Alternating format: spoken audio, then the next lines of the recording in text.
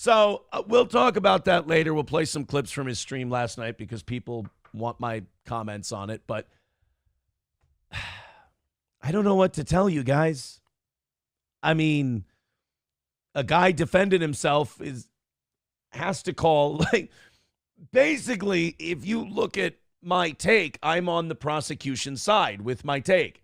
And if somebody, like everybody on the prosecution side, he's calling them a liar and a piece of shit and awful and all this stuff. Why would I be any different? Why would I get any special treatment? Because I had a relationship with his wife? And how'd that go?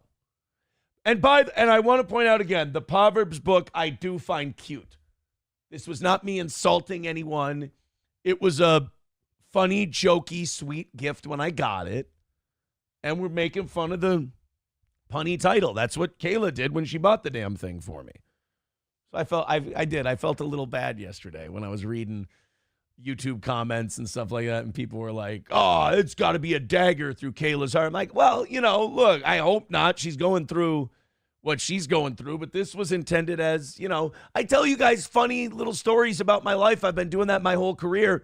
I'm telling you guys funny little stories about my life. It just so happens my life was weird when I got that book.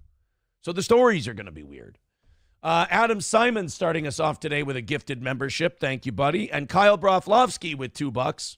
He talked about your boy. He talked about your boy's ex-wife a little bit. There were some very telling things in there. A lot of people, a couple people sent me clips. I had a lot of people telling me it was too boring. They couldn't watch it. And maybe that's because, and I know why people thought Nick was boring. Nick has always been unentertaining. Like, he's not a funny guy. He's not a particularly good talk show host. A lot of people were watching him to see him up and get drunk and all that shit. Like, it was a lolcow thing. And don't get me wrong, all of us are lolcows. I mean, you talk into one of these, you're a buffoon. You're a clown trying to dance for people at a birthday party. But, like, him actually giving his thoughts, he's not like a pundit. He's not like a sharp dude with great insight. His humor consists of like, oh, get it? Black people don't take care of their kids. All right, we got it. And like really out of place, forced, edgy humor, like real kind of like trying to be edgelord stuff. Like, it's kind of like his copes about his case. It all kind of ends up being like 16-year-old edgelord shit.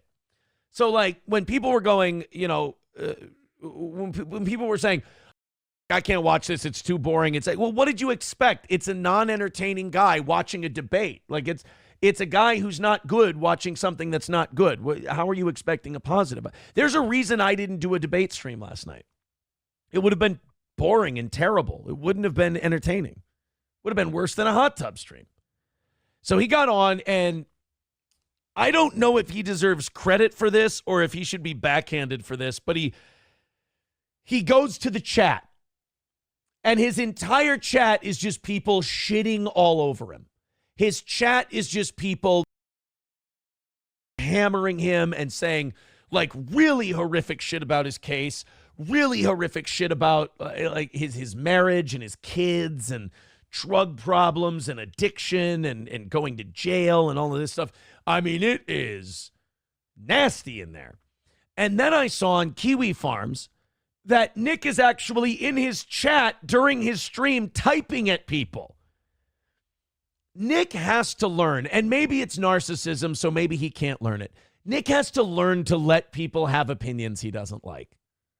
You're going to drive yourself insane. You're going to end up, doing something bad to yourself, since we're on YouTube today.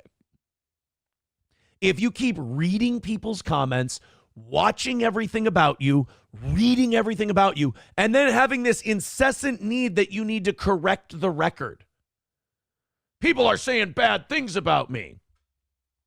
Yeah, you talk into a microphone for a living, and you got arrested with a shitload of coke, and your 9-year-old tested positive for blow.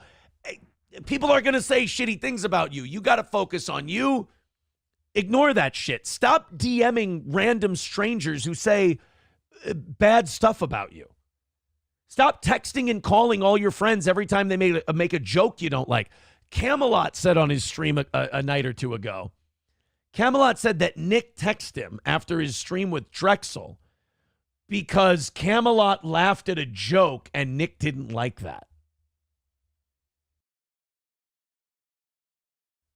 That need to control narratives, that need to control conversations or control the way people think, that puts you in a mental prison. Not only that, it's a really big sign of narcissism.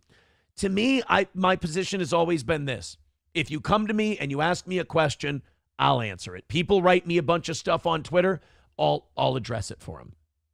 But outside of that, outside of people directly coming to me, I talk into this thing. I get to tell my story, have my opinions. And then everyone who hears it gets to have their opinions, and they get to talk about whatever they want, say whatever they want, feel about me however they want. That's how this works. It's a give and take. You're a host, they're an audience. You didn't see Letterman going and addressing everyone who didn't like The Late Show.